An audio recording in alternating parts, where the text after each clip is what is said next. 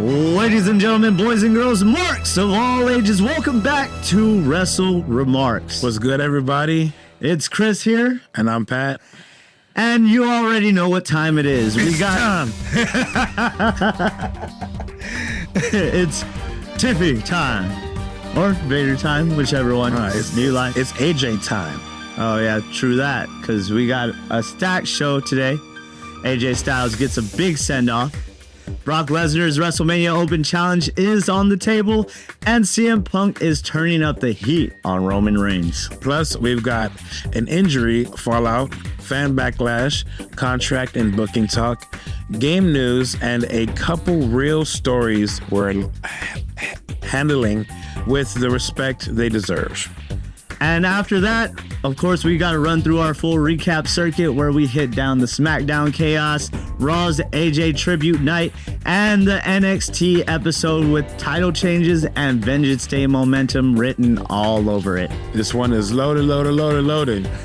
So let's stop teasing it and hit the headlines. This is Wrestle WreMarks Newswire. We're starting, of course, with the biggest headline there is so far.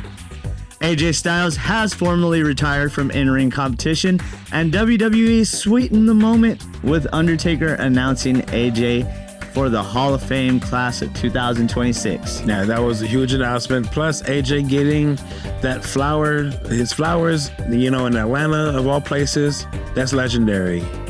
Yeah, it is. Exactly. Like, whether you grew up on ROH AJ, New Japan AJ, TNA AJ, or even WWE AJ, that is one of the all-time great careers getting a proper send-off, and the Hall of Fame announcement immediately made it feel real official. That the video package, recapping his career was chef's kiss, of course. It was one of those stop what you're doing and watch this clip moment. It was legendary. I love that whole thing. And I don't even really like Creed. Can you take but it fit that package so well, and it fit AJ so well.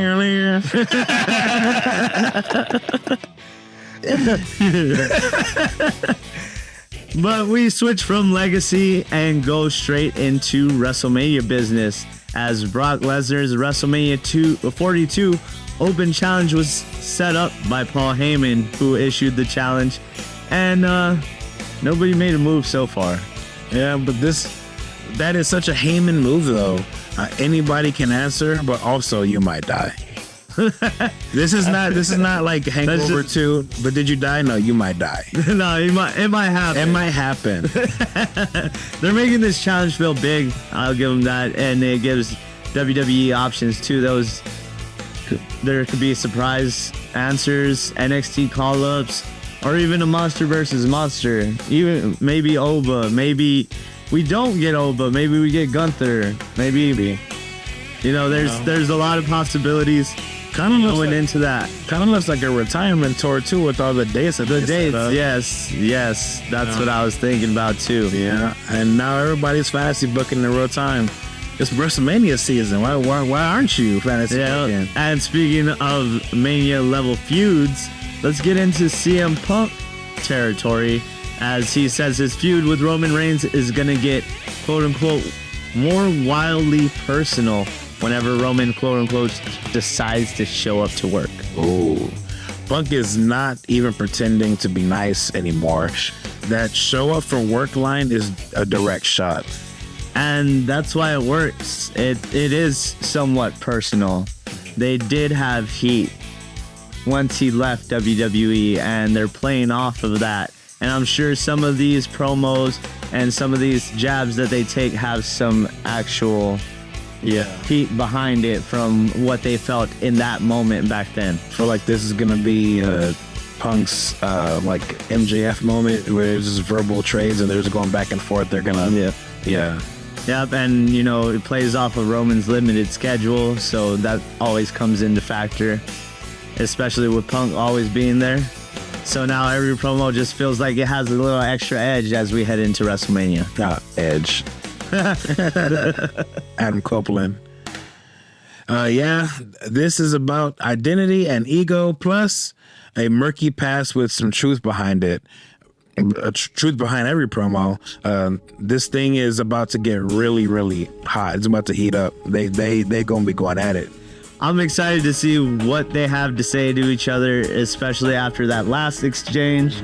Roman came in and said, you know, you made life hard for me when you left, and you downplayed me on your little stupid friends podcast. Yeah. Oh yeah. All that stuff. So obviously that's how they felt within that moment. Yeah. And I'm sure Roman did feel that way.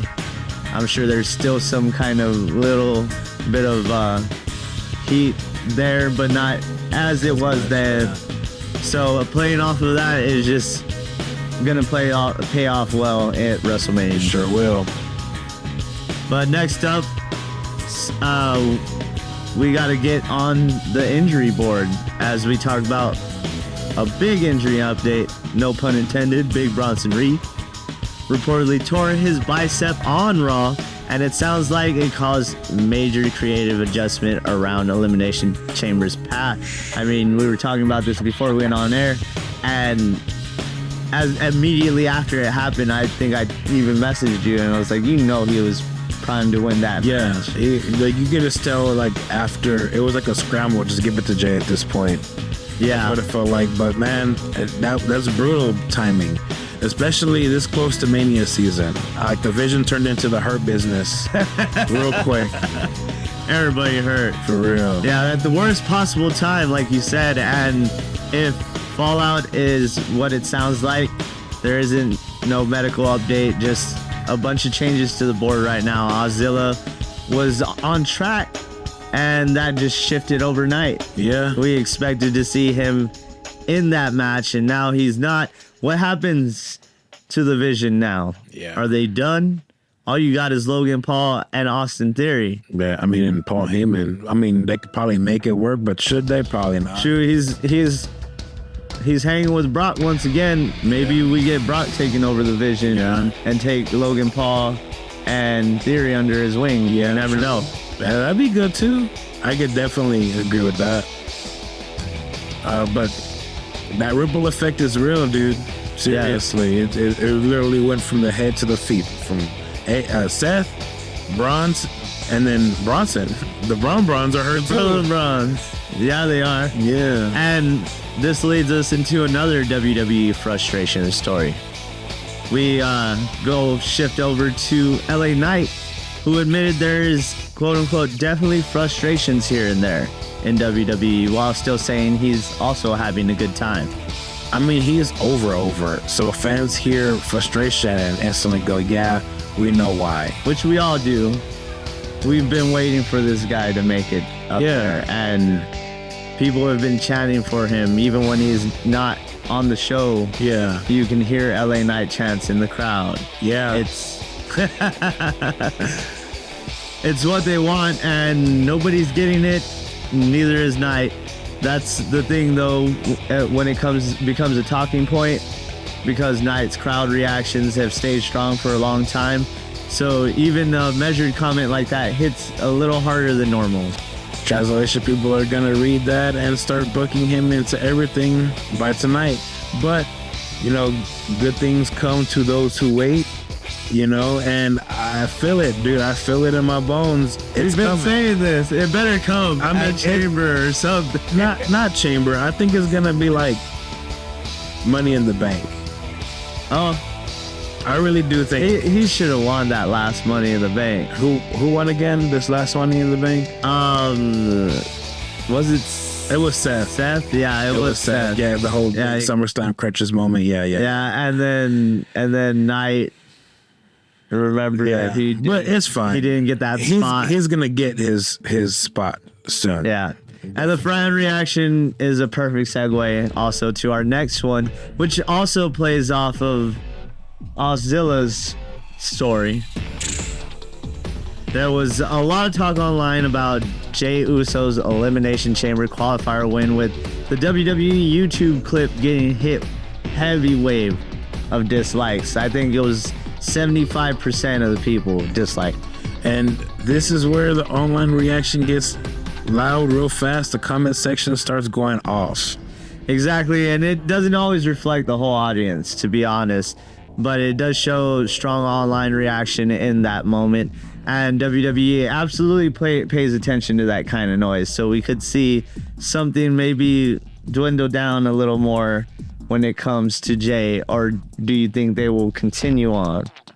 I don't know. I feel like they would, because like you said, it's a mixed fan reaction because Jay is over as well as some people's eyes, which everybody in that building goes off and yeets when Jay is in the building. Yeah, so it doesn't really matter. When it's unfortunate. Like, what do you want him to do? He's kind of between a rock and a hard place. He was just told he was gonna win after an unfortunate situation. I mean, dude, stuff happens.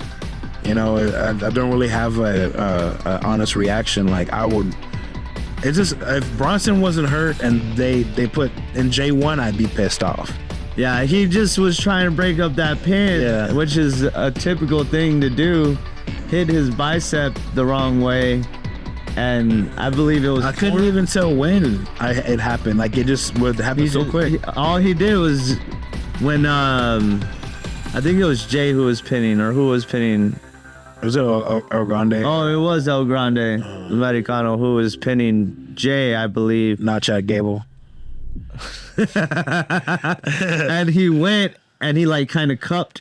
Oh. Hit him hard, and you know that boy made a steal right there. Yeah. So he messed his bicep up. So I'd imagine it's gonna be some time with him out. Unfortunately. Yeah, but like, you know, at this point it is what it is, and if the story progresses, if they decide to do like an angle where someone takes him out because they don't like it, you know, it could be all types of things. You know, it's unfortunate. Yeah.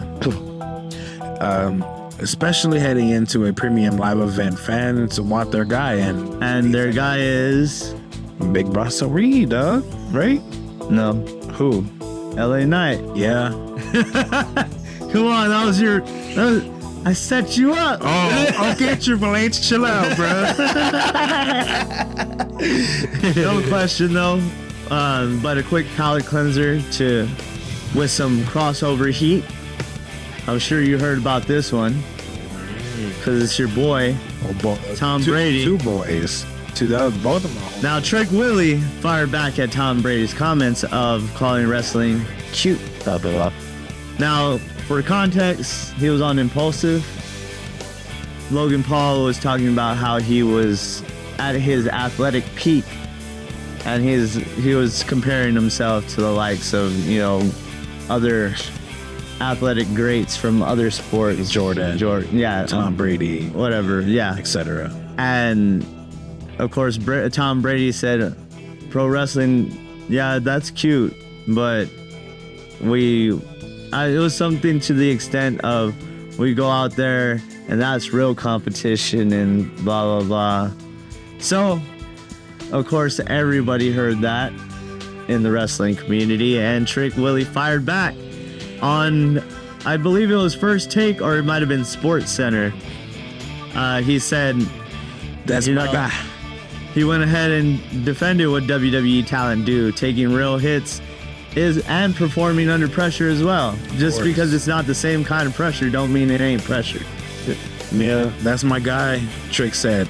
Nah, let's talk about it. Let me educate you real quick with these lemon pepper steppers on. I know he done cut a promo on. And honestly, that's good for Trick. It's a mainstream crossover chatter, especially being on a platform such as that. And he represented the business and just showed his charisma out in front of everybody who doesn't see him weekly. Exactly. Who may just like the way he has that gift of gab and might tune in sometime. Yeah. But Trick stays sounding like a star. And this is actually big news too, because I kept seeing people say that Trick should always like be on camera, you know, representing the company, because he did it well. Yeah, he did. He really does. And now we shift into a couple health updates. This is some unfortunate news that Roxanne Perez shared. She just had surgery to remove a benign mass from her back, and she's recovering. This happened, I believe, as we were doing the cast last week. So yes, I did. Yeah, I do remember this.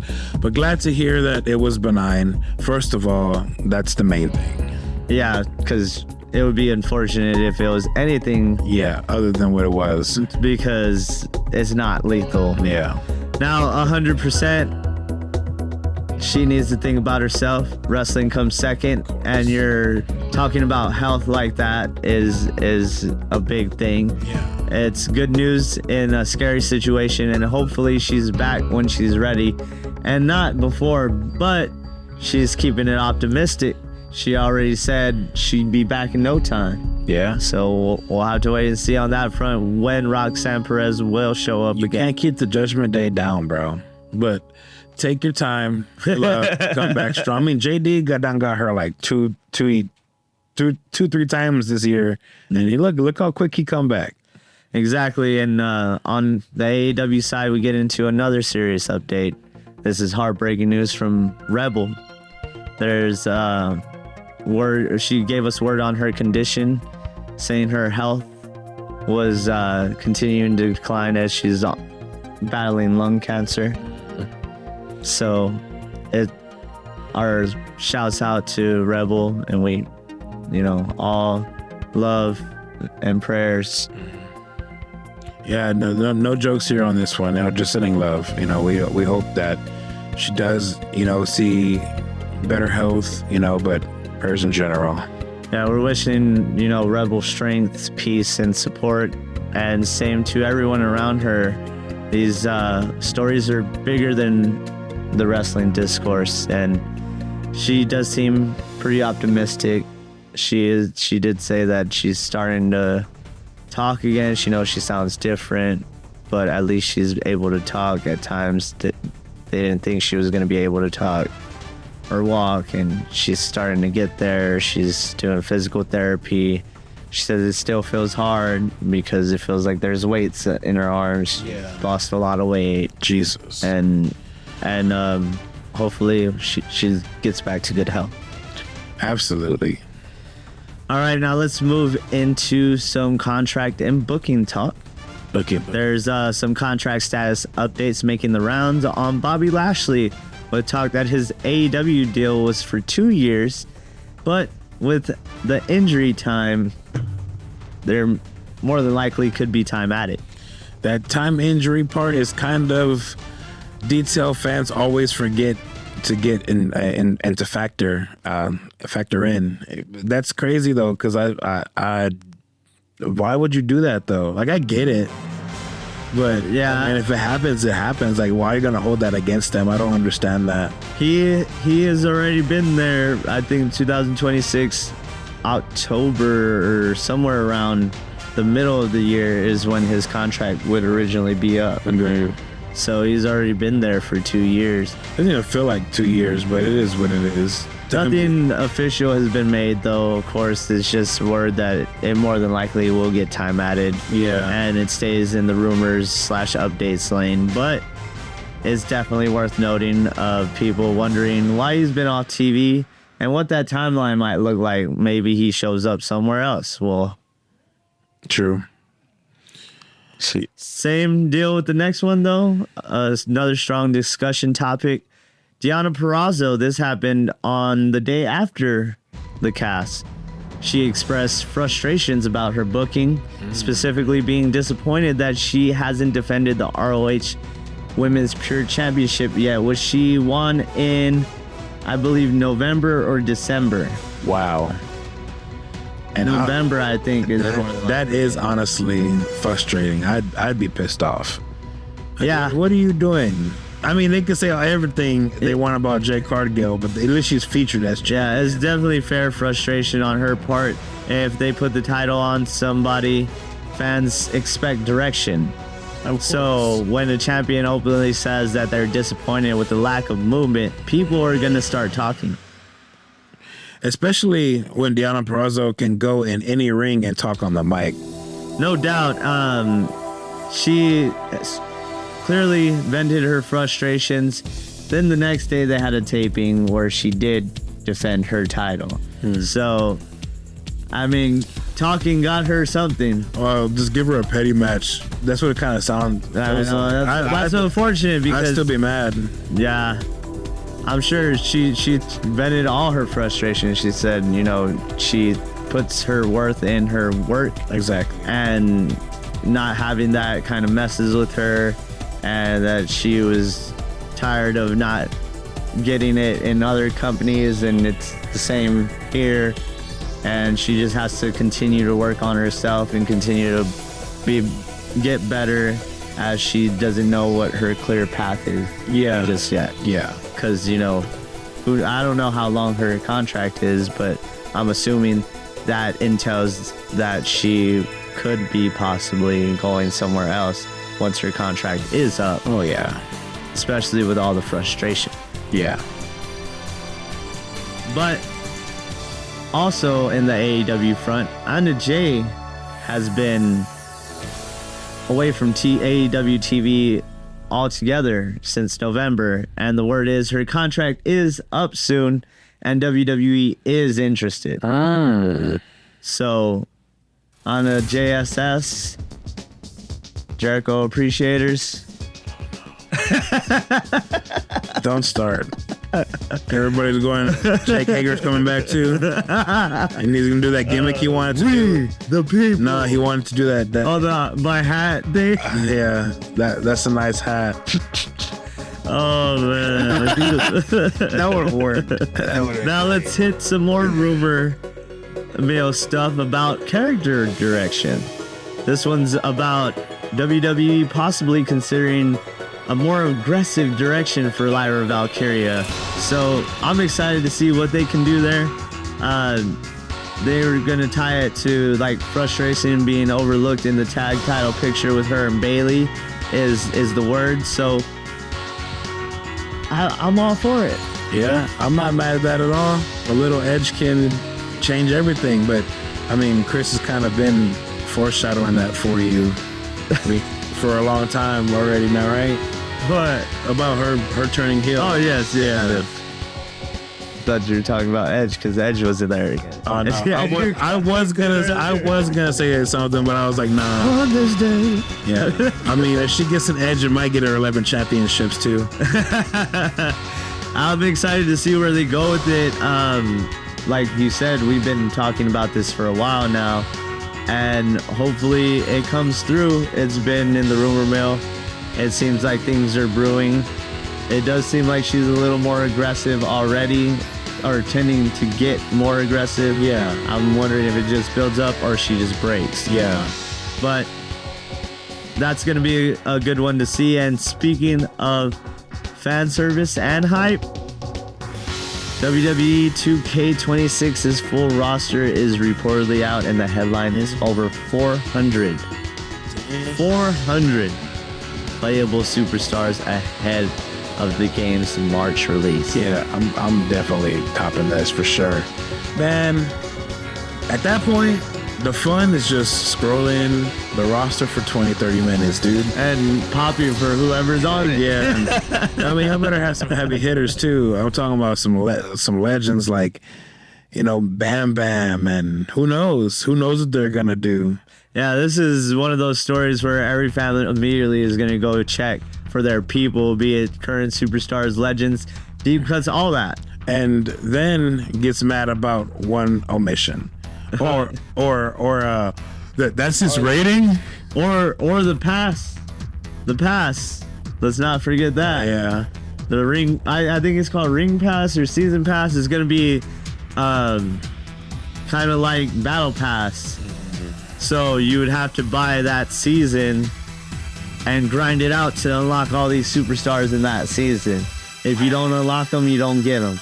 But I also think that they would just do like a whole they're gonna get so much heat for this one with the whole battle pass structure thing. Yeah, but maybe they'll do it like a thing where you get. I didn't really like the My Faction thing either. I wonder if that's coming back. I don't think so. If they're gonna do it. I did watch a video of Creed play or with consequences. You know what I'm talking about? Yeah. Xavier Woods. Yes. Jeez, why didn't that come to mind? They played it on Up, Up, Down, Down. Bailey was there. Ethan Page was there. All of them. And I don't think I did see My Faction on there. They had a great picture of Xavier Woods on the My GM though. Awesome. It was when he was in his little pimp suit. They. I love that 2K used that picture. But you know they're gonna get heat for that. Yeah. That season pass for sure. For sure. And even at that, the deluxe version I believe is $150 or something like that. Isn't it like 4 different editions? Well, there's deluxe and then there's the attitude with all the other stuff too, which is the $150 one. Which probably the Triple H one. Which is the one that most people Triple H, y'all hate me. Check me out. Oh, you know he didn't pick that. Oh yeah, well I'm gonna be on the cover. Yeah, now. You know, screw CM Punk's cover. Yeah. Yep. It's best for business. Oh man. But let's get into our last story as we switch gears into another serious one. Gangrel recently shared a fundraiser to help independent wrestler Nicolas Hernandez Lucio, who was detained by ICE, and the fundraiser is aimed to help with legal costs. She was here legally, and as we continue to see, there's a lot of unfortunate situations like this that are happening right now. Yeah, and this is bigger than wrestling angles. It's just an awful situation, honestly. But this has the whole wrestling community, helping out, and everybody's gathering around. Yeah, exactly, which is great. Making sure that she has the means to fight it.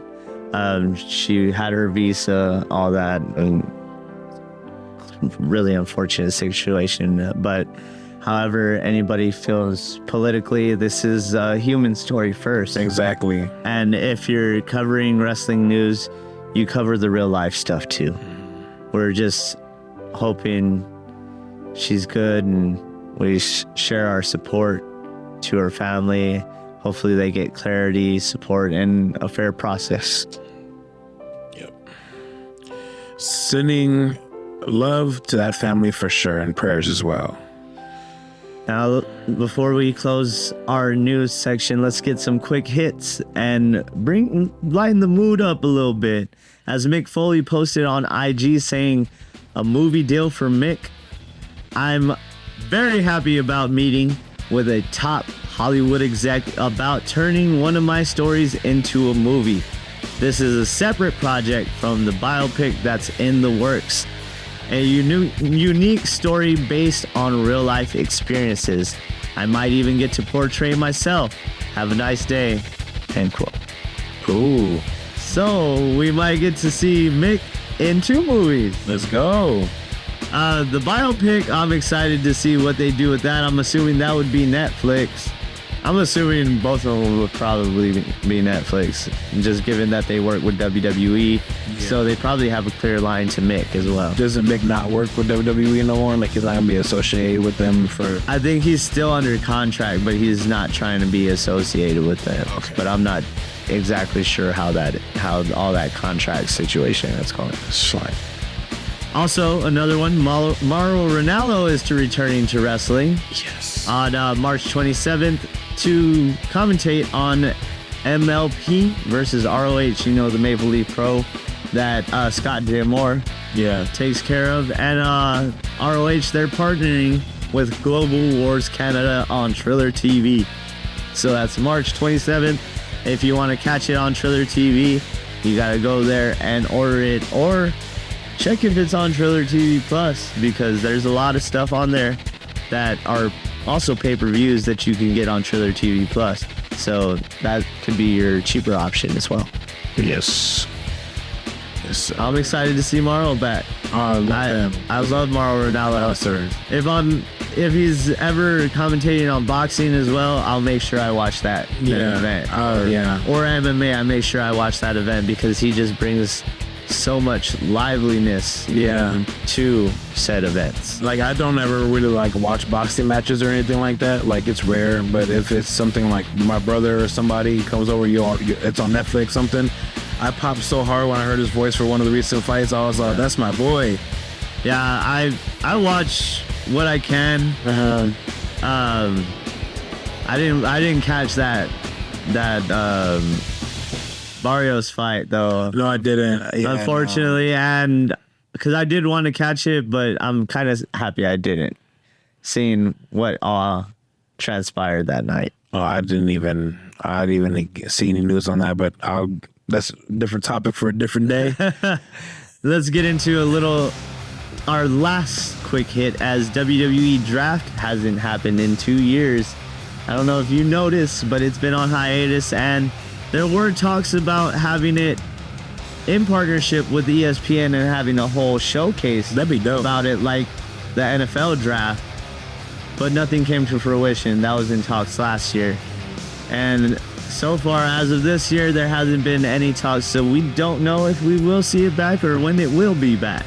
You know what? And I wouldn't mind that, like a draft now, because everybody, like everyone's clearing house. All the old wrestlers are leaving, and there's a bunch of new call-ups are coming up. There's even new talent coming from other companies. Yeah, all kinds of anything stuff. can happen, definitely. But all right, that was your Newswire.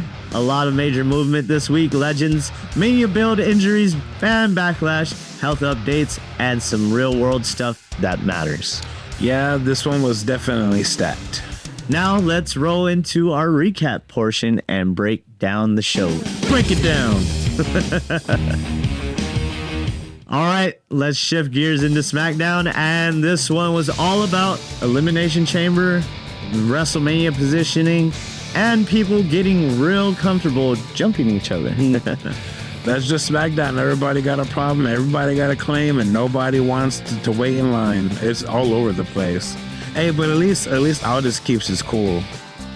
Hey, Magnus knows how to take care of things. Yeah, Adam Pearce is ended up having a stroke on TV.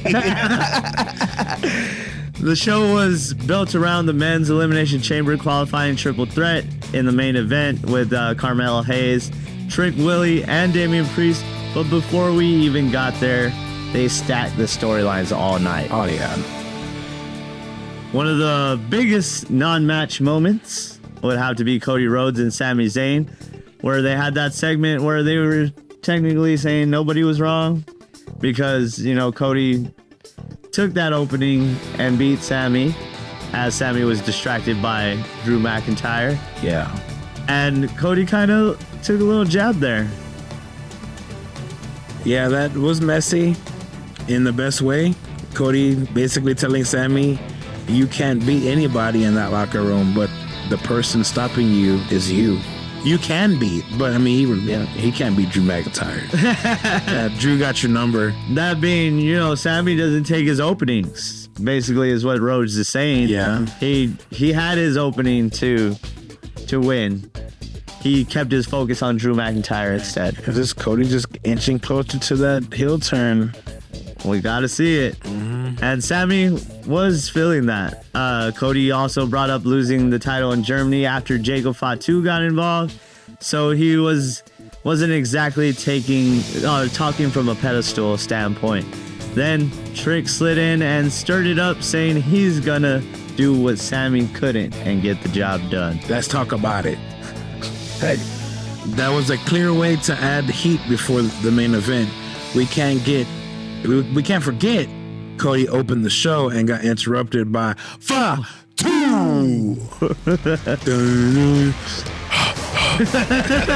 Every time the fire comes out. You did the old Booker T.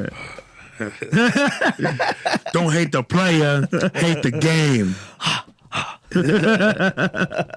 Yeah, man, he came out and he was talking about how he mentioned Drew, you know, if it wasn't for Drew, he would have got that dub last week. Yeah. And he would have been in the chamber. You know what I mean?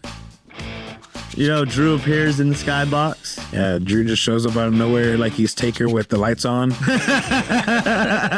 Gong. No gong, he's just talking smack. Everybody hates me because I'm champion. Cody. Yeah, he mocks Fatu. Yeah, Drew appears in the skybox mocking Fatu, losing it. Guards try to fly, but Magnus knows how to maintain order like the Chris just said earlier. Keep it in line. Yeah, he kept them in line. And now let's get on to the meat of the matter, because, he threatened. I don't think I have to explain that, but he threatened to suspend Fatu if he didn't chill out. Yeah, so he's like, all right. But let's get on to the meat of the matter, the men's elimination qualifier. Let's talk about it.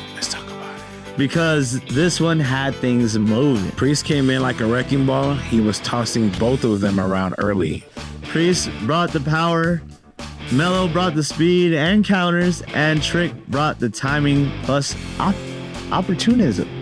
That's what Trick Willie's all about. Opportunity. They teased alliances as Trick Mello gang almost reunited for a little bit there. Almost Mello and Trick were trying to... They broke that up real quick. Yeah. Of course. And all three got believable near falls. Yeah. Mello and Trick were trying to stick each other out. Each, they're trying to swerve everybody for a little bit, and Priest was there to make both of them pay. Like, y'all can't be doing that. Yeah. Not in my match. Clunk their It is nice how they're treating Priest, where he can take on those two. Oh, yeah. And still make him look believable, but still make it look believable with Trick. Yes, exactly. Taking the victory as well. Exactly. And as we get to the final finish stretch, it got a little frantic. Counters on counters, signatures flying, and when Priest looked like he might pull it off, Trick Willie countered and hit the 2 trick shots to steal the win. That's a huge one. Trick gets the chamber spot and gets to talk his talk after all that earlier. He backed it up. Yep, with all the Sammy stuff. Ain't nobody worried about no Sami Zayn. Trick wins and qualifies for the men's elimination chamber. Big statement right there. Let's talk about it. I'm gonna keep saying. Let's talk about it. And we can talk about how unhinged the backstage stuff is now. Johnny Gargano, the press on top of the mystery crate. On that mystery crate right there. He just needs to, get one of those things. Somebody tell him it's not 2010 no more, or 2009. One of those things Edge and Christian has while he's on top of there, just sitting there planking. I'm still working. Oh yeah, it is called the plank. Something, yeah. SmackDown has fully embraced the weird, of course, and I'm not mad at it. They have the Wyatt Six as well. But let's get back into this. Aldis and Candice find Johnny laying there on the crate. Candice demanding solutions. Jordan Grace gets involved, and everybody starts arguing. And Aldis basically says, cool, settle in the ring next week. Always maintaining order there. Sir, I'm going to give you what you want. I'm going to let you get one over on me. Candice LeRae versus Jordan Grace gets set for next week. And that out of that segment, it was chaotic, but it moves some things forward. Next up, B-Fab and Michin go on confronting Jade Cargill. During a photo shoot she was having, basically telling her if she wants revenge, she better make sure the title changes hands before Mania. Ooh, that's just random talk, or is that a warning shot? They gonna jump her? Yeah. Warning shot. Welcome. B-Fab and Michin, I could see them jumping Jade Cargill. They've been at her neck for a while. Well, she's been at their necks, maybe I should say, because she's the one getting the victories. Yeah. And maybe they're fed up with it. Maybe they started an alliance, all girls alliance.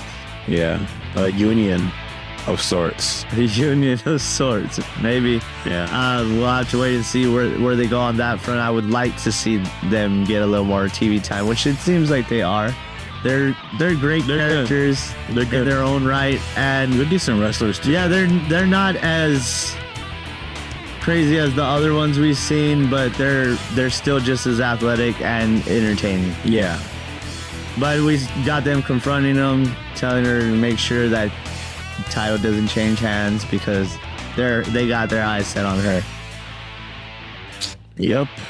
And the women's scene is already starting to feel crowded now. They're making it feel intentional though. And that's going same for the tag women's scene as well. Everything. What we got next, Chris? We had Rhea Ripley, since we're talking about all the women, versus Julia. And this was a really strong one while it lasted. Physical match. Julia came in with no fear, though. And she went off. So did Rhea. She had real control and stretches and made Rhea work for it. But once the match hit in the late gear, Nia Jax and Lash Legend got involved once again. Of course. And forced the DQ. So Rhea wins, but nobody leaves happy. Io runs in to make the save because, Lash and Nia are just taking everybody out. Yep. And now, on the women's side of the tag title, heat gets layered in even more. They're just going to have to announce this 10 women tag match at Mania already, because that's what it feels like. I mean, there's a lot of people going for it. Maybe we get, like you said, women's TLC. Yeah. Tag TLC, or even tag ladder. Yeah. I would say tag ladder. Let's start there. Just like. Exactly. Let's get it. And then if it calls for one. If it hits. And calls for one, we'll get that TLC. Exactly. But let's get to the backstage part. Done. Obafemi backstage with The Miz was funny because Miz started doing the locker room leader speech and basically talked himself into a fight. Man, be quiet before I make you eat. Shaking in the bathroom again. That's what Oba should. Yeah, that's exactly what happens, Miz. He tried to mentor Oba. Oba says, Cole, show me next week. And then Miz realized he volunteered for all that smoke. And he looked terrified. Hey, that's on him. You're about to motivational speak your way into Obafemi's fist. He's gonna. you think you're on a high plateau, Miz, but you're about to take a fall from grace. And it looks like we're going to have Oba versus Miz set up for next week in that interaction, which is this week, because we're still talking about SmackDown, right? Yes. Yeah. Which is this week, tomorrow, excuse me. Another good one backstage as we hit the backstage segments. Charlotte and Alexa are in the back end. Kiana James and Julia enter the picture. Pretty levels were crazy. Petty levels. Yeah. They're pretty too. But both sides being petty. Kiana and Julia teases Bliss for not having her crutch Charlotte at her side in the chamber. Alexa Bliss hits back with their own medicine, says that Julia's wanted to be triple champ, yet Kiana James is the only one heading to the chamber. For real. Kiana calls it business as usual, says, this is a business partnership. We ain't got to worry about being frenemies and all that nonsense. Yeah. But Julia looks like she's ready to snap on the so-called frenemies or whatever the hell. So we got some more tensions building up there. So they're not friends anymore? But Alexa and Charlotte are? Or they aren't? It's convoluted. I don't know. The whole scene screen, this is not over. Exactly, and they're keeping multiple pairings alive while still funneling people towards Chamber and Mania. A River Dirty. Well, you always got to say that. Because I just think it's funny. I don't see why it has a place. I think it's funny. I mean, because she's from Japan, but yes, yes. SmackDown was also loaded up. Also loaded up next week with a title action with the more Wyatt 6 and MFT's tension up there. Yeah, there he is. And back there. And back there. But they have some more Wyatt 6 and MFT's tension. Sola, Tama Tonga, and Shinsuke Nakamura all added pressure to that situation themselves. And Shinsuke getting into Tama's head was real interesting. Yep, and that's how you plant singles tension without stopping the group story as well. So we're going to get to see, I believe it's going to be Solo and Howdy tomorrow. Ooh. So we'll get more into what's previewed tomorrow because I know I have it confirmed later down. So we'll get into that. Then the show closed with Randy Orton versus Aleister Black. Of course, this was a banger that had the show that had the show slow burn veteran chess match feel early. Then it got nasty, super nasty, as nasty as it wanted to get. Nasty boys, nasty. Brian Knobbs nasty. Brian Knobbs nasty. That sounds nasty. It does. Both guys got strong control stretches. Zelina Vega's presence mattered, of course, and they made both men feel dangerous. Then SmackDown did what SmackDown does right. Interference season. And exactly. It always happens. There goes Drew once again. Blasts Orton with the WWE title behind the ref's back. Cody Rhodes chases Drew off. And the chaos, throughout all the chaos, Black hits a black mass and gets the victory. So Black gets the win. Drew gets heat. Cody stays in Drew's orbit. And Orton gets protected. But this is crazy work, though, because Drew's just all over the place. Drew's paranoid. Yeah. Who's coming after him next? He's trying to take out all the big ones. But I mean, it's perfect for Drew. He's doing this. This heel run of Drew is great. Set up so perfectly. It's great. And all he has to do is perform it right. And he even when he goes on Twitter and all that, Drew Twitter is chef's kiss. It's almost as good as. But like you said, Randy Orton gets protected. Cody stays in orbit, and that's the key. Aleister Black defeats Randy Orton, but the bigger story is still Drew, Cody, Orton, and all of that world title chaos circulating around that. Yeah. Also, you still give Aleister Black the win, so he still looks powerful, and we'll have to wait and see what else they got in store for Aleister. Can't forget that Jacob's all in the mix too, and Sammy is gonna be wild.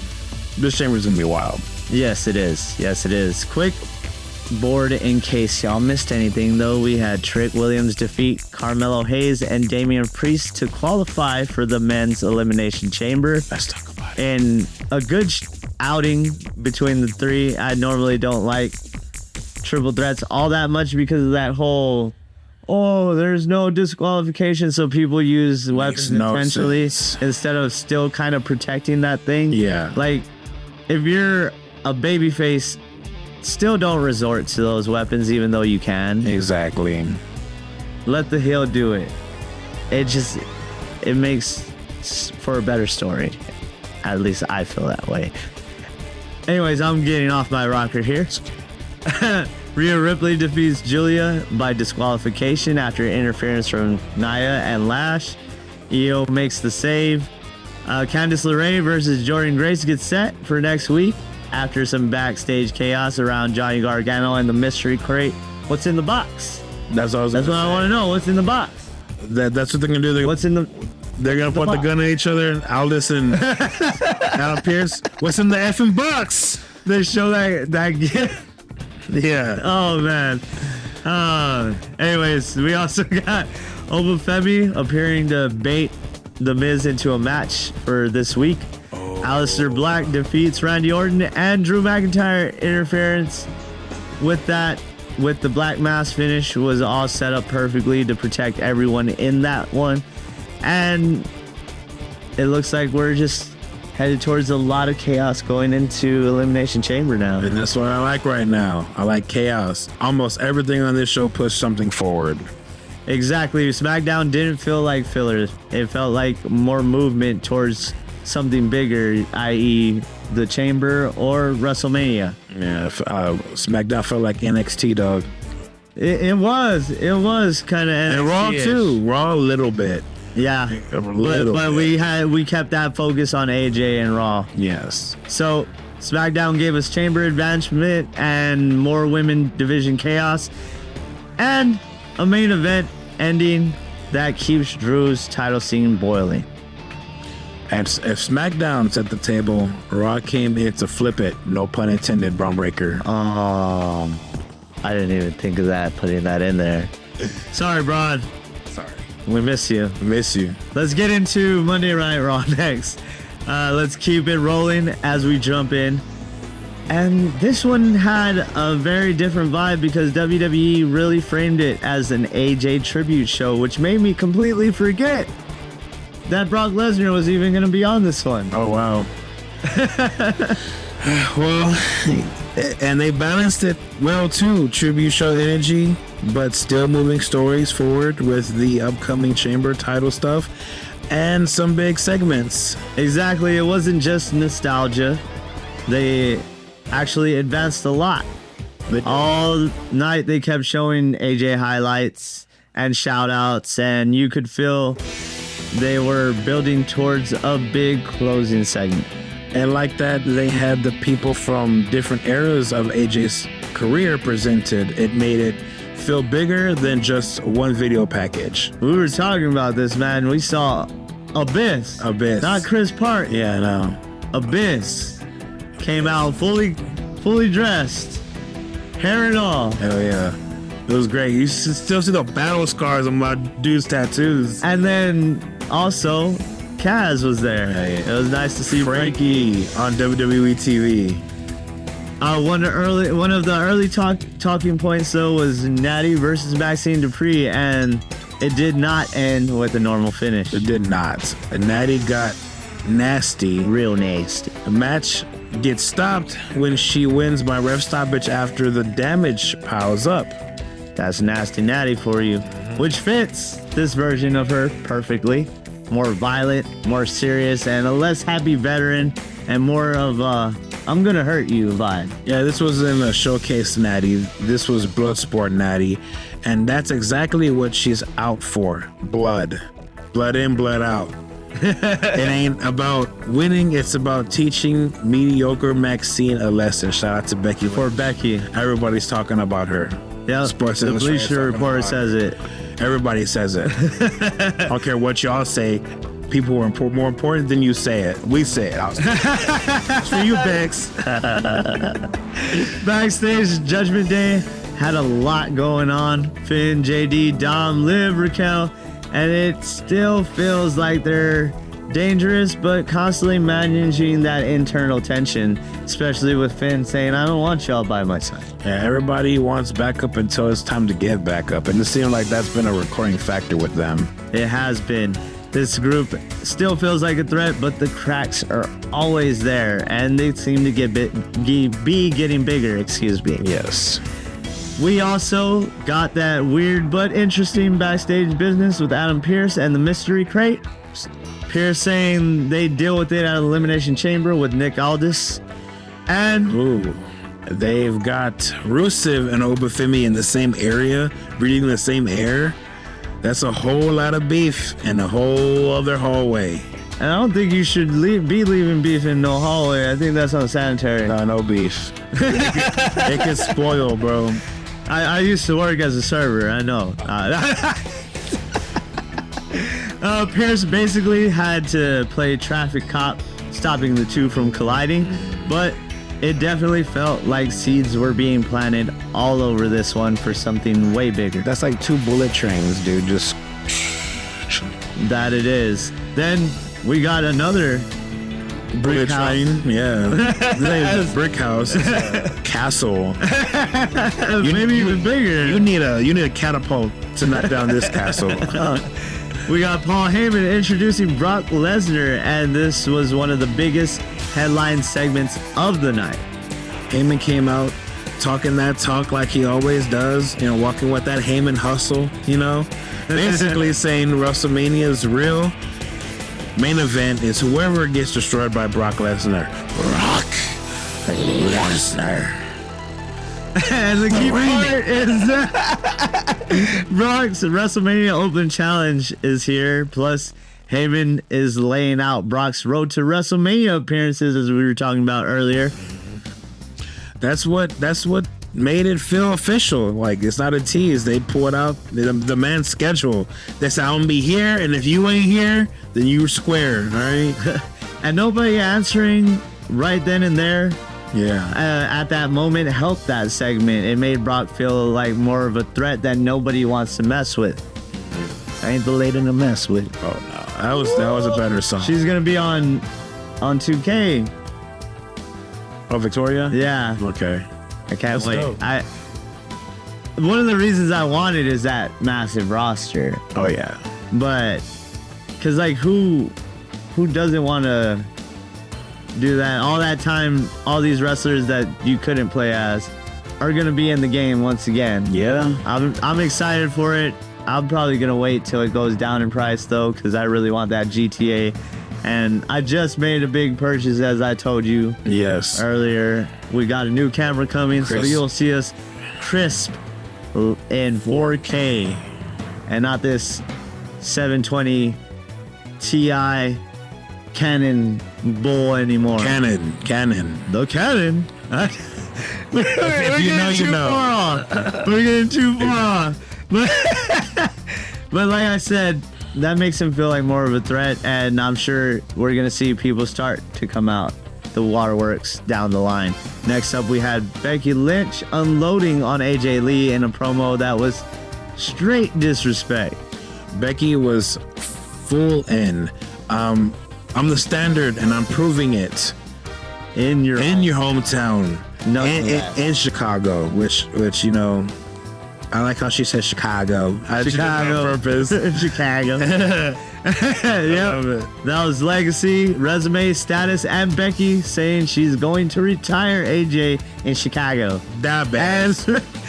And cement herself as the greatest. That's one of those promos where even if you hate what she's saying, she believes every word. Everything that comes out of Becky's mouth is truth, though. She doesn't tell no lies. I love Becky's work right now. Oh, yeah, it's great. When she came back that first time, it wasn't hitting, and now she's found her stride once again. Yeah. Shouts out to Becky. I'm loving every minute she's out there. Big time Bex. Then we got Javon Evans versus Kofi Kingston, and man, this one was fun. This is a straight up dream match. That it was. Javon keeps showing up. Dude's got crazy energy. And they layered it too. Grayson Waller interfering. New Day talking trash. Offset at ringside. No comment. All through that chaos though, Javon Evans still hit the OG cutter and won. It was a huge momentum builder. As I was telling you, that throw over the table by Offset was comical. Yeah, it was. Waller sold the crap out of it and it still looked bad. And he went way over that table. He turned around and looked at him like, Offset the table. Damn, I don't know my own straight. okay. Oh, wow. Hey, Offset didn't even know where the hard cam was. You saw that? Yeah, he didn't. And Javon kept trying to tell him. He didn't listen. Yeah, that's the pattern that matters. He didn't just survive the mess. He got the dub, and literally it was like two doppelgangers, you know. Yeah, pointing at each other. Because he's just a young Kofi, dude. And if there's anybody who could teach Javon something, it's the GOAT. That's Kofi. That is exactly what you said, a dream match, and I would love to see it with Super no unexpected. interference. It was great. Yes. Yeah, I didn't expect it either. No interference, no offset. No Offset, no New Day, just Javon and Kofi duking it out. All their high flying. And Chris was I would fantasy love to see booking how he said that he wanted Bow Wow and Jay to run it back. Hey, he was there. Yeah, he was. That's what he was trying to do. He was trying to be like, hey, y'all gonna pick it up or what? Yeah. Then CM Punk came out, and this was big because he had a lot to address while still trying to keep the spotlight on AJ. He even mentioned that. He did. He didn't want to take the focus off of that, but he said that. He hit that line about wanting to save time for AJ, of course, but when straight into business mode, Finn Balor, title talk, and his Z-Bro, Roman Reigns. His Z-Bro. What do you say, Z-Bro? he didn't have to do that. That was good. And Punk's whole theme was basically what if versus reality. He's the champ, he's showing up, and he's willing to fight. who's not showing up. Yeah, Roman isn't showing up, but he talking about all this what if stuff sounding like a Marvel TV show. That's how you keep the world title feeling like the center of the show. I mean, that's the focal point. Speaking of what ifs, he was talking about that also in the whole interview we spoke about earlier, where he talked about Roman, you know, all that. He was talking about, you know, how it would have been a banger to be able to scrap with Eddie Guerrero before he had passed and all that. Yeah. They did kind of scrap in IWA Mid-South a long time ago in a triple threat with Unmasked Rey Mysterio. Yeah. But that was about it. They never actually had a singles match. Yeah. So he was basically promoting the game and saying, you know, it has nice little what ifs that will. Oh, man. He thinks that people will really enjoy. Yeah, that's awesome. But I digress. Next, let's get into another strong women's triple threat qualifier as Io Sky took on Kairi Sane and Raquel Rodriguez. Great style mix, speed, strikes, aerial stuff, and Raquel brought her power game, which she always does, because she's big mommy cool. Yeah. Io and Kairi had those moments where they almost naturally teamed up just to survive. But once Raquel would pick up the pace, or once they would pick up the pace, things got real chaotic real fast, and Raquel would get back on top. Yes, and in the end, it seems like Sane had it, but Raquel reversed the insane elbow and takes a chamber spot with the Hana bombs.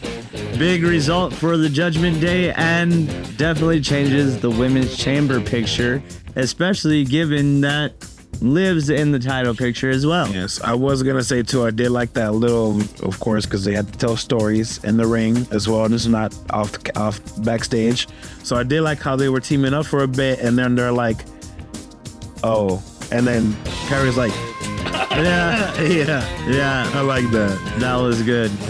It's a good way to keep on layering that story, and you know, we still have beef, but we have history, and we will, you know, tag together to try and take down the same enemy. Yeah, one day soon. I mean, of course, it looks like Kairi's gonna get tired of Kairi. I don't know, they're stretching it out pretty long. Well, that's good though. See what's that's good there, but I'm excited to see what the payoff for that is going to be. They also confirmed on commentary that Bronson Reed suffered that torn bicep earlier in the night as he lost that match and Jey Uso won. That's brutal, man. Hate hearing that this close to Mania season. It's just unfortunate. I really speedy recovery. I really wanted to see that OG cutter from the top of the pod. With him going for the tsunami? Yes. That would have been a great spot. Yeah. Or Javon's still going to get his lick. You know. Yeah, Javon's still going to show us something. Somebody getting an OG cutter from somewhere. And then we get into the emotional core of the show, the AJ Styles tribute. This was great. AJ came out, talked about Georgia, his journey, Georgia, TLA, Japan, WWE, all of it. And I love that they made it personal. He talked about missing birthdays and anniversaries, shouting out his wife. He said that was his biggest flex, and of course that hit for everybody. Yep. Especially when you're talking about family. Exactly, because that's the real cost of a career like that. He also addressed the Royal Rumble loss to Gunther. He framed it as a poetic way to debut at Royal Rumble 2016 and to have his final match 10 years later. Yeah, then leaves his gear in the ring, and just as you think the moment is over, gong. Undertaker's gong hits. Rolling, even though it's not that song. No. I am an American. Yeah. They edit the hell out of that thing. It sounds so bad. It's horrible. Man, what a pop though. Yeah, it's always a pop when Taker rides out. He teases that they have unfinished business. AJ Styles looks surprised, and he reveals that Styles is the latest inductee into the WWE Hall of Fame class of 2026. And that's how you close a tribute show. Family in the ring, locker room out there, Taker reveal, Hall of Fame announcement, beautiful ending. And not to mention Jey Uso was recorded popping. He was with his phone like that. Yeah.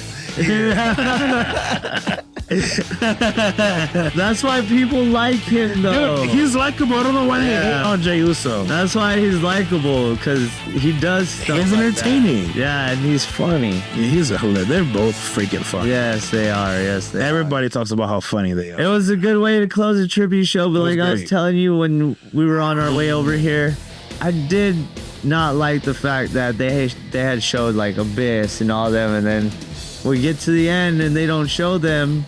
But then they show them on YouTube. Yeah, you know, and it wasn't even like it was that big of a thing. I was hoping to hear like maybe a little speech from a group of his old friends. Yeah, like people who he came up in the business. I know we're going off the cuff a little bit, but we're talking about retirements. The best retirement of all time in WWE was Ric Flair's. It should have been like that, like these are some of your boys from TNA. I thought you were gonna say of all time was Ric Flair's, and you were gonna mention the 75th anniversary or whatever.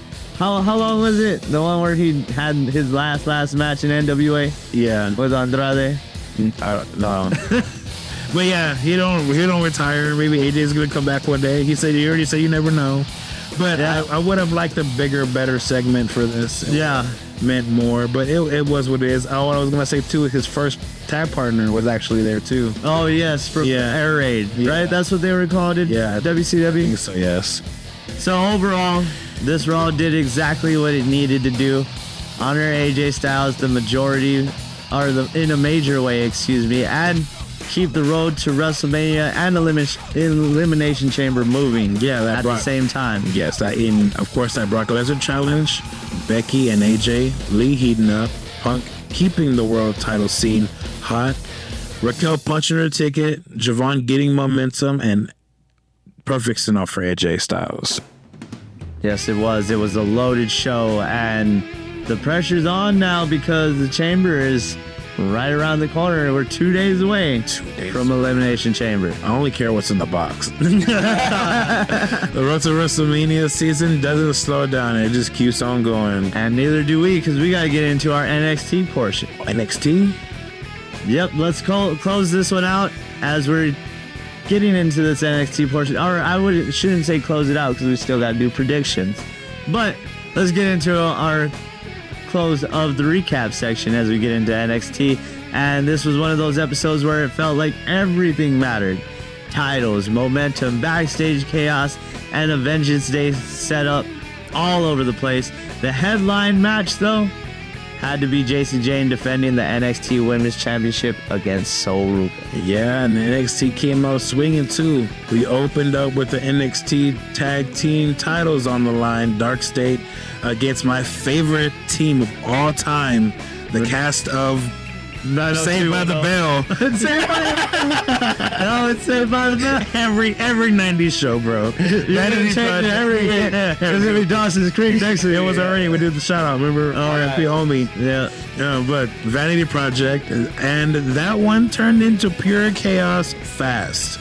That it did. Dark State had control in stretches. Vanity Project kept finding openings though, and once it looked like Dark State had it, the outside stuff started piling up. Jackson Drake gets involved, the refs lose control, and Tony D'Angelo pops up, which I didn't even think about that, which I should have thought about. Forget about it. Forgot about it. He blasted Sugars on the apron with the forget about it. And next thing you know, new champs. Yeah, new champs. And that changes everything. Baylor gets rolled back in, steals the pin, and just like that, Vanity Project are your new NXT Tag Team Champions. That was crazy, man. I don't know why, because remember we were talking about it last week, and I said, I don't see them being Dark State. You got to keep it on Dark State. But I completely forgot about Tony D'Angelo. Tony's on the hunt. After him. Tony's on the hunt. He's, for some reason, did he even say why? Because Dark State took him out. Oh, okay. That's why he had been out of action. But a huge title change, and it didn't feel random. It felt like NXT loading the tag division with a bunch of moving pieces. Dark State was furious after that too, and this is definitely not all. Yeah, no, not even close, not at all. It's going to be D'Angelo versus Dark State. He's going to squash and watch. Then we got Miles Bourne backstage interview, and I like this one a lot. He framed this as the biggest match of his life. Talked about Ethan Page trying to break him down, and said tonight he wants to stop being seen as the deaf kid and become the North American champion. That was real good. Good fire, good takes, and it made the title match feel so much bigger. That it did, and from there we got Keanu Carver versus Shawn Legacy. I didn't expect to like this match as much as I did. Yeah, it was pretty good. Yeah, it was pretty good. And Legacy brought the speed early and made Carver work, and we got enough offense to make it interesting. Yeah, and once Carver settled in, it's a wrap. Power took over with the pounce, looking like Marcus Corvan. Modified power slam done. What was his name in was that Ezekiel Jackson, Marcus Corvan? Those two different people? Those are two different people. Okay. I'm talking about when he was in TNA, remember? They still called him the Alpha Male. Yeah, I don't know what his name was in TNA, dude. Dang, I can't really believe I don't remember it. I was just watching one with him not that long ago. That's crazy work. But Keanu Carver keeps that problem aura. Every time he's on screen, it feels like somebody's about to have a bad night. So I love the way they're building him up. Baby Oba. Baby Oba. And I'm excited to see where his career goes from here. And then we got the women's locker room segment with the Ren QCC, Kendall Gray, Ren Sinclair, and Kalani Jordan, and Lola Vice was not trying to hear any of that. They said, you don't even go here. At all. She did not want to hear it. Kalani comes in talking after her win. Lola kicks her into the lockers, and we get another pull apart of those two. Then later, Robert Stone makes it official. Lola Vice versus Kalani Jordan in an NXT Underground match at Vengeance Day, which I'm excited to see where they go and what spots they use in that one. Yeah, they definitely chose violence. Yeah, they did. They're only choosing violence. That's Lola's MO. She loves to do them kicks. She always chooses violence. Yes. Next, we had the triple threat for the WWE Speed Championship. Jasper Troy defended against Elio LaFleur and Eli Knight. And this thing was in sprint mode in the best way. It was. Troy was Tossing dudes. Knight had timing. And Elio LaFleur kept finding those openings. And in the end, LaFleur steals it at a perfect moment and gets the pin. New Speed Champion is now Elio LaFleur. Big result. NXT was changing titles tonight. We expected that one. I think we called that one last week. Yeah, Elio was going to get it. Yeah, but I do like Jasper Troy a lot, dude. I like what he's doing. I think he needs to work a little more on his promos, but he could be a big player. Yeah, he really can. We also got a strong connective tissue backstage as we saw Ricky State. Dang, I got respect for all now. I didn't even call that. That was like so 2 months ago.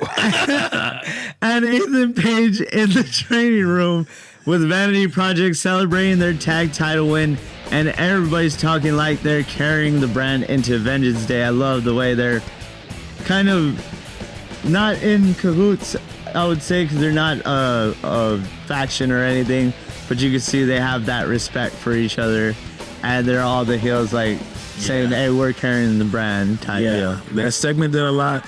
Ego everywhere, haha. Gold everywhere. And everybody circling Ethan Page. And we got into the NXT Chronicle part where Joe Hendry... He's already here.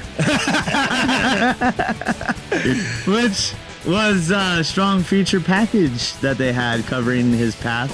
You know, his judo, music, marketing, and early tryout. His little Europe grind. and building his own content until he officially turned Joe Hendry into a real brand. That was dope because it made him feel earned, not just viral. Unlike well, and then it gives you some insight. That was a good one. It gives you some insight into what the guy has worked for throughout the years. Everybody thinks he went viral and just got things handed to him, but he's been at it for a while now. Exactly. That's why he can wave his hands from side to side and say, "Oh God, I think the Joe Hendry. Oh yeah, man." Now let's get into the headline match that we talked about. We teased a little bit at the top. JC Jane versus Sol Ruca for the NXT Women's Championship with Fatal Influence and Zarya at ringside. This had what you would want: Sol's explosiveness, JC's heel control, and consistent and constant tension on the outside. And Sol had some real momentum going in, but the big question was when will Zarya turn? Not if, when. But when. It didn't happen mid-match. No. It didn't happen after Sol catched the goal. No. It happened right at the top of the match, after everybody got announced for the title match. She took out Sol, hit her with the spear, and an F5. Yeah, key takeaway is Sol could not quit despite being attacked by Zarya and the massive F5. So JC Jane retains, and the icing on the cake was Jane's celebration, as if she overcame a grueling outing. For real. Shouting, "I did it," and making it seem like she did it all on her own. Yeah, and I did like she's all so snatched that. Oh man, I love heel JC Jane, even though, we've never really had face JC. Yeah. But that's where she thrives the most. That's your girl. I'm not a fan of JC Jane. I love JC Jane. I love her heel work, and her promos are... She's too good at making me not like her. I don't like her. I mean, that's a compliment. Yeah, no, The Vanity Project, well, let's hit the quick shots before I pass that up.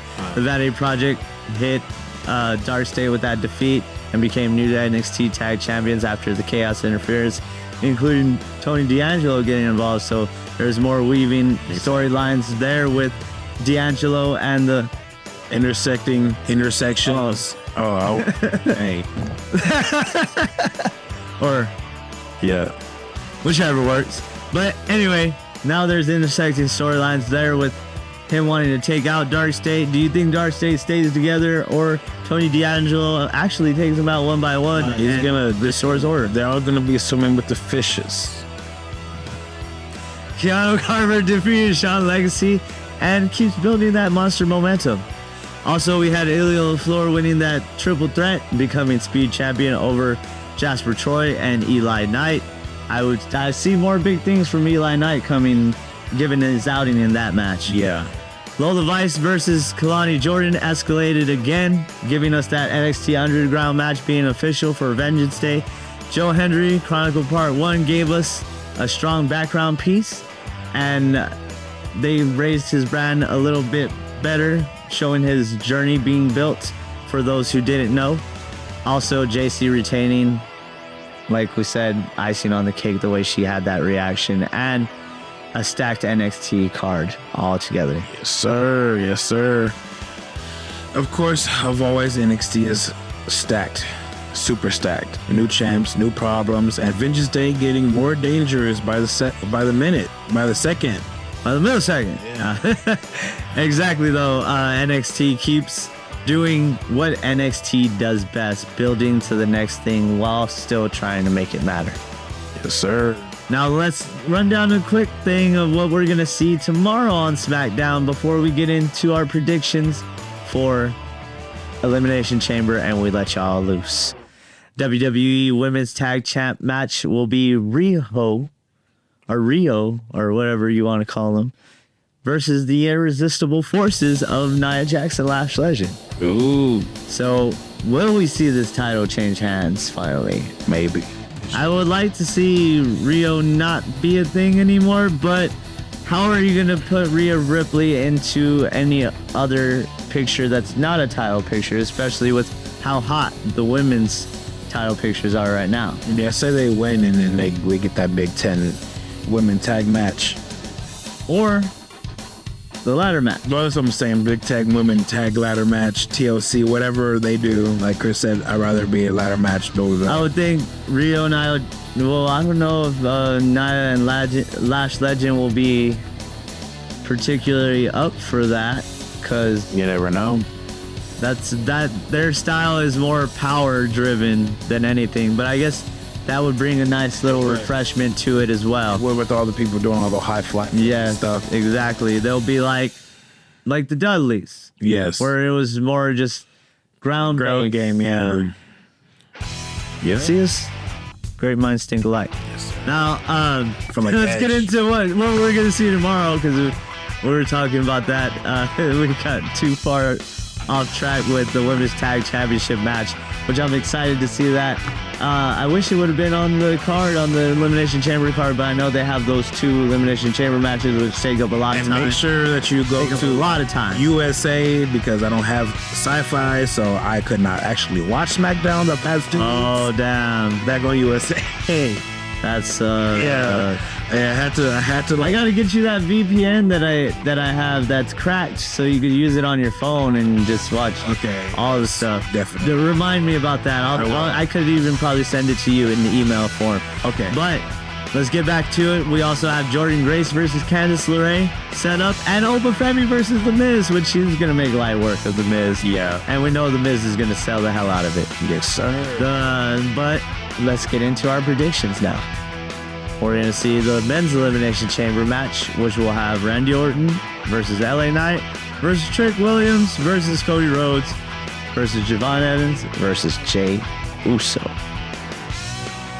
Now, who do you think will win this one? I'm going to say they're going to start it with LA Knight. Randy. Randy wins? I'm going to say Randy. So that gives... You don't think Knight's gonna finally get in that picture? No. I think he might. This is gonna be the best way to do it and the easiest way to do it without making Cody or Orton look weak. True. And then Javon and Trick are still coming up in the ranks, so a loss doesn't mean much to them. Then you got all the Jey Uso heat, so nobody's going to want to see him win. Only reason I say... Well, I shouldn't say that, but you know what I mean. Yeah, right? I only say Randy is because Drew attacking him. If Randy doesn't win, then where does that go? It could build a feud to walk. But that also plays into where does it go with Cody and that's all that too. They'll have this feud with Drew, Sammy. It's going to be a bunch of mess. You know, it's going to be a bigger title match than what we think it's going to be. Well, and then they're shifting because of the whole thing with Bronson Reed. So you'd imagine that they're still trying to make everything make sense as they're getting into WrestleMania. Yeah, well, this one's just really up in the air for me. I kind of feel Cody. I want Randy Trick to win. I don't think that's good. That's what I want. Yeah. I don't think it's going to happen, but that's what I want. I wouldn't be... Give me what I want. You gotta spit though. Let's go ahead and get into the women's elimination chamber match. I think I'm just gonna go with LA Knight on the elimination chamber. Just to be optimistic. Yeah. Why not? Yeah. But let's get into the women's, where we'll see Tiffany Stratton, Rhea Ripley, Alexa Bliss, Asuka, Kiana James, and Raquel Rodriguez all battle it out. You even gotta ask. Big Mommy Cool? Yes, sir. That's my pick. I can see it, and that's something I would want to happen. Or Alexa. I wouldn't mind Alexa randomly winning. I want that. I want her to get that victory to build her Big Mommy Cool character and persona. She on fire right now. And she should win. But like you said, this one itself is anybody's game. Asuka could go for it. I can see Rhea winning it. I can even see Tiffany winning it. I don't know about Alexa or Kiana James, but I can see those three is mainly Tiffany, Rhea, and Raquel. Asuka has a shot, but I think the top 3 would be Tiffany, Rhea, or Raquel. Okay, for this next one though, I got 2 outcomes I feel like could happen. I'm gonna go with drum roll. No. No, I think I'm gonna go with Raquel as well. This is the smartest way to build her persona even more and build towards that monstrous. Sorry, stretch. She's kind of a heel. People still cheer for her, but like build towards that monstrous persona that she's building right now. Well, as a stake her claim as one of the big girls. Yeah. Now we also have that World Heavyweight Championship match with CM Punk and Finn Balor. Now, what do you think? What are your 2 scenarios? 2 scenarios is that Finn wins and Roman comes back and talking smack about Punk. He squandered their match, and now he has to go smash Finn Balor and underestimates Finn Balor, and he loses at WrestleMania anyway. Second is that CM Punk wins because the Judgment Day try to interfere and they screw it all up. That's exactly what's gonna happen. Yeah. That's what's gonna happen. Yeah. That's what's actually gonna happen. I know, but I'm just I want to see booking. I want Finn to get his belt back. It's been years. 10 years. You just said it on Raw. Yeah. 10 years. Been that long, man. It's been a long time. He ain't been champ since AJ came in the company. Since it was Rollins, right? That dislocated his shoulder on that with that buck. And I look at him. Look, where's he at? Not Bust his shoulder. Yeah. Yeah, what now? Yeah, Seth. That's all messed up. Sorry, Seth.